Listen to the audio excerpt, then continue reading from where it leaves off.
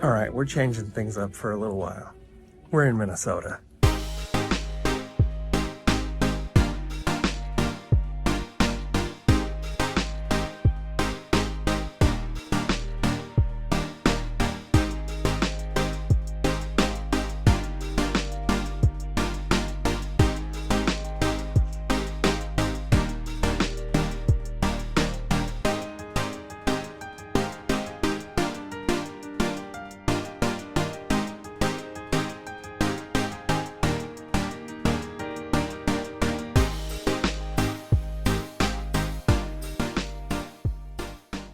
That's right. I got to go back to one of my favorite places in the world. I went back for a few reasons, but I'll share those as the video goes on.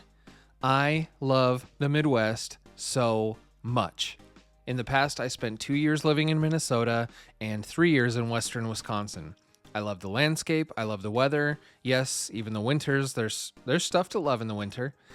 And most of all, I love the people. Some of my most cherished friends live out there. And I don't think you guys understand. Like, I get excited just driving around everywhere with my friends and looking out the window. I just love all of it.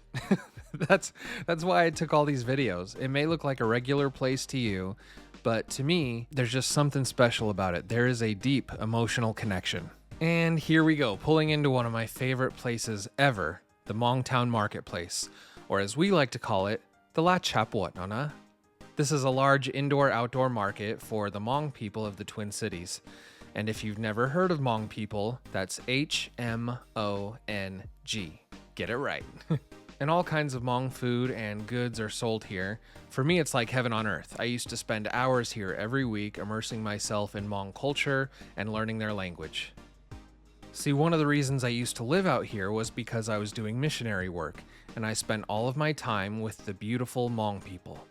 Doing service for them, going to church with them, learning their culture, their language, developing a constant craving for their food, and just loving every second. So in this video, you'll hear me speak a little Hmong, and I'll show you some good food. Speaking of which, then we headed to another Hmong market in the suburbs of St. Paul. We got some delicious food, got some funny looks while I was speaking Hmong, and ran into some old friends, which was very unexpected, but very, very welcomed. Kakaji, hi.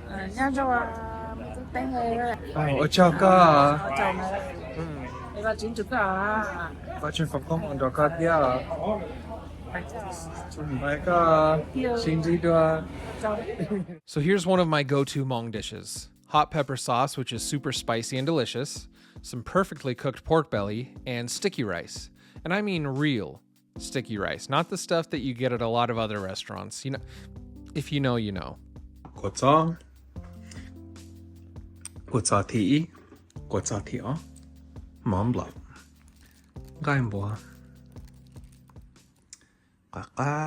The next day, I did something I've been meaning to do since 2008, and I've never made it happen. I don't know why, I just haven't. But I got to go to the Minnesota State Fair, the largest state fair in the country. Fried pickle.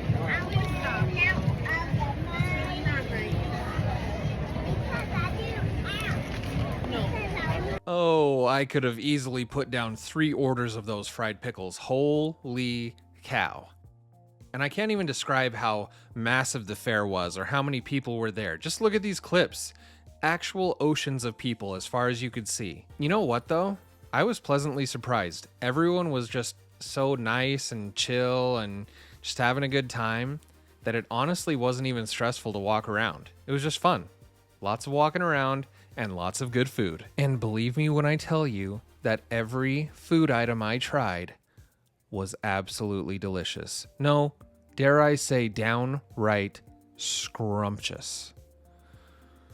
Oh my gosh. And I was trying to pack a lot into a short trip, so we only went to the fair during the day. But I'll definitely be back another year to see how magical it is at night, too. Everywhere outside, everywhere inside, there was just food. Everywhere. Like this huge egg roll on a stick. I mean, this thing was a meal all by itself.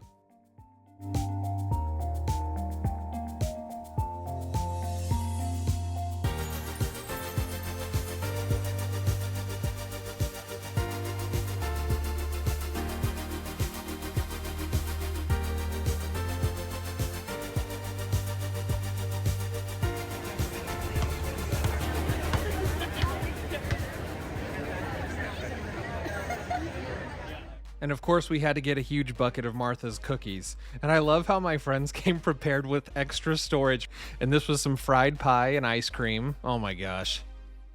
Yes, those cookies were quite delectable.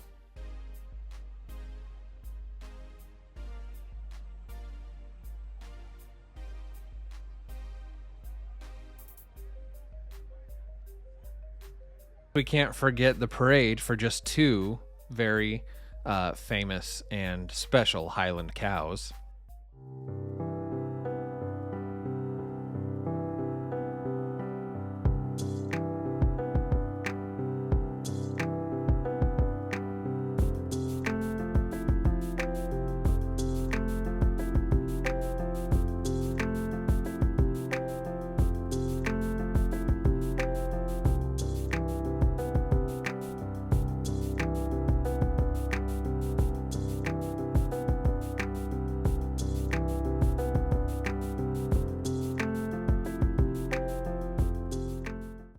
I spent these few days with one of my best friends, Z, and that night we went somewhere very special to me. Honestly, a lot of what I'm sharing in this video is pretty sacred to me. I'm not even sure why I'm sharing some of it, but here you go. So we went to the home of my quote-unquote Hmong mom. Back when I first arrived in Minnesota in 2008, this woman welcomed me and gave me a Hmong name. And there's a lot more to that story, and it's extremely special to me. It was like a whole spiritual experience. So I won't go into that now. Anyway, on this trip, I went to see her for the first time in years and years. My buddy was gracious enough to get some video of us chatting, and I'm so glad that I can still understand and speak to her in her native language. It's just such a huge blessing in my life, and I just love her very, very much. Here we are together in 2008, and then now in 2025. What an amazing woman. I'm just eternally grateful for her. Okay, so one of the main reasons I was actually on this trip was to do a photography job. So this is the studio that I was in for the day, and it was a good time. I haven't done a lot of studio work, so it was just fun, and it was a new experience. And then my friends and I all went to Valley Faire, Minnesota's theme park, that for some reason I've also, like the state fair, never been to. And it was so much fun. My friends and all their kids are the kindest people you'll ever meet, and they were such a blast to hang out with. But of course, before entering the park, we had a feast out in the parking lot, and there was a mix of Hmong food and American snacks. It was sensational. I could have just done that all day. These guys seriously know how to spend the day having a good time.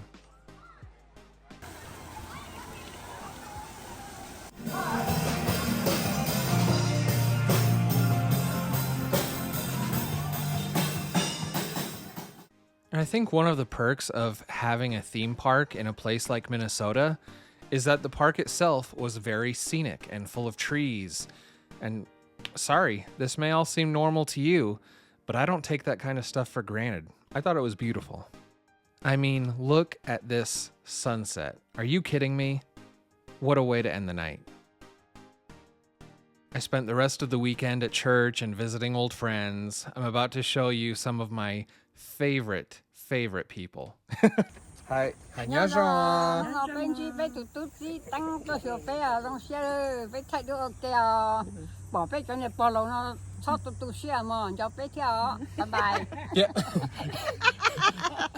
Hai có luôn bề tây and tây rong tây and there. He call me me sir.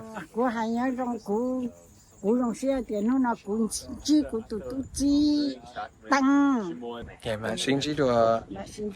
Cái phụ cơ. Yeah, cũng hút cà thea, cũng dọc cà thea. Bye bye. Bye. One of the great families out there invited me and some other friends over to have some homemade pho, and I mean, there is nothing better than homemade pho. Nothing. Say what's up, Chan.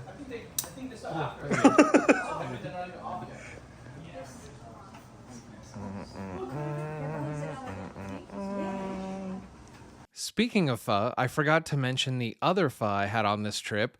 It was at a place called Stone Pho, where they bring your broth out in a piping hot stone bowl. And then you cook the rest of your ingredients yourself. Oh my So you want to start with the raw meat first?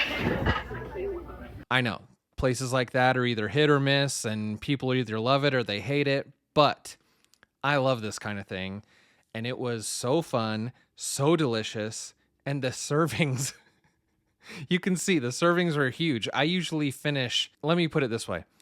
I'm one of the only people I know that when we go to get pho, I finish all the broth as well. I could not do that here. Just incredible. A very important piece of my heart will forever be in Minnesota and with the people who I've made connections with there.